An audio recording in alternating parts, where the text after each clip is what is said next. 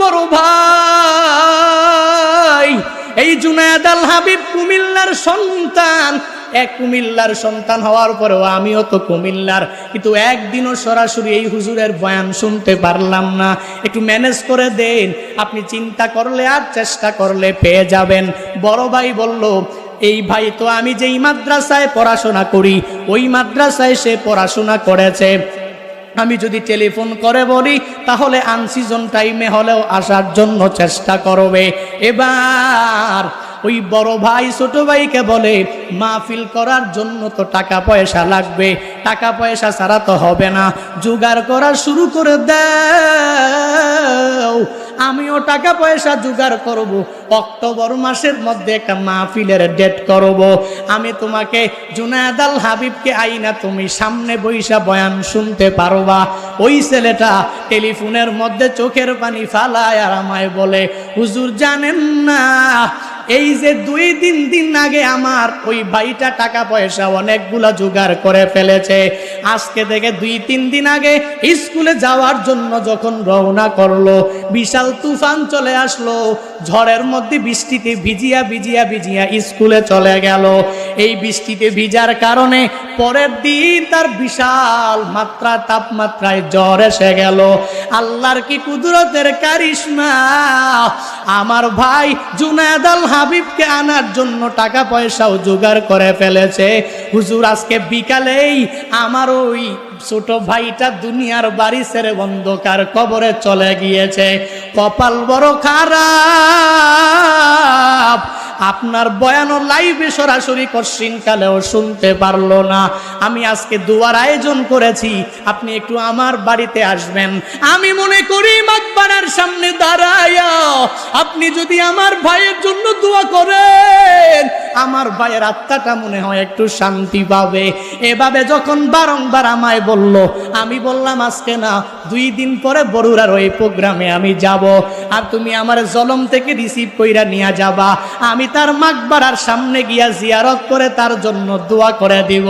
বলল, ভাই অসুবিধা নাই, 2 দিন পরেই আমি আপনাকে টেলিফোন করব। এরে নবীর উম্মতের দল, বরুড়ার প্রোগ্রামে জুনায়েদ আল হাবিব গেল, মাকবারাও জিয়ারত করে নিলাম। জিয়ারত করে তার পাশের গ্রামে 1-1.5 ঘন্টাও বয়ান শুনে আসলাম। কিন্তু কপাল বড় খারাপ, ওই বয়ানের মধ্যে বড় ভাইটা স্টেজের মধ্যে বসে বসে বয়ান শুনলো, সামনে মিডিয়ারাও হাজির, সামনে শ্রোতারাও বসে বসে বয়ান শুনলো। কিন্তু আল্লাহর কুদরতের কারিশমা, আমার মাওলা কোন সময়ে কারে ডাক দিয়া নিয়ে যায় বলা যায় না রে গুলাম। সবাই বসে বসে বয়ান শুনে, এলাকার মানুষেরা বসে এসে বয়ান শুনলো। কিন্তু কপাল কত খারাপ দেখেছো, আল্লাহর পূর্ণাঙ্গ আদেশ উপদেশ নিষেধ সব তো মানা লাগবে। আল্লাহ যা করে তো ভালোর জন্যই করে। সব মানুষগুলা বয়ান শুনতে পেরেছে। 16 বছরের শিহাব দুনিয়ায় নাই, মাকবারায় চলে গিয়েছে। আল্লাহর কুদরতের কারিশমা দেখেছো? এরে বান্দা কি বুঝাইতে চাইলাম? এজন্য তো বারংবার বারংবার বারংবার বলি, তুমি যদি মনে করো আমি বৃদ্ধ হয়ে গেলে নেক আমলওয়ালার সঙ্গ নিয়ে নিব, এখন আমার খারাপ বন্ধুদের সাথে আমি চলবো, এরে বান্দা না না, হবে না হবে না হবে না। নেক আমলওয়ালা বান্দাদেরকে তোমার বন্ধু বানাও, ভালো মানুষকে তোমার বন্ধু বানাও, তাহলে নেককার হওয়া তোমার জন্য সহজ হয়ে যাবে। কথায় আছে না, ভালোর সাথে থাকলে খায় ভালোর পান, খারাপের সাথে থাকলে তোমার কাটে 2 কান। ভালো মানুষ তোমারে ধইরা ধইরা নামাজে নিয়ে যাবে, ওই ভালো মানুষ তোমারে ধইরা ধইরা রোজা রাখাবে, ভালো মানুষটা তোমারে ধইরা ভালো কাজে মাহফিলে নিয়ে যাবে। আর খারাপ বন্ধু মাহফিলে নিয়ে যাবে না, খারাপ বন্ধু নামাজে নিয়ে যাবে না, ওই খারাপ বন্ধু তোমারে তাহাজ্জুদ পড়ার জন্য উপদেশ দিবে না। সে বলবে চল একটু স্কুলের পাশে যাই, একটা মেয়ের ইফটিজিং করে ফেলি, চল একটু মহিলা মাদ্রাসার পাশে যাই আর মেয়েদেরকে একটু ডিস্টার্ব করে ফেলি।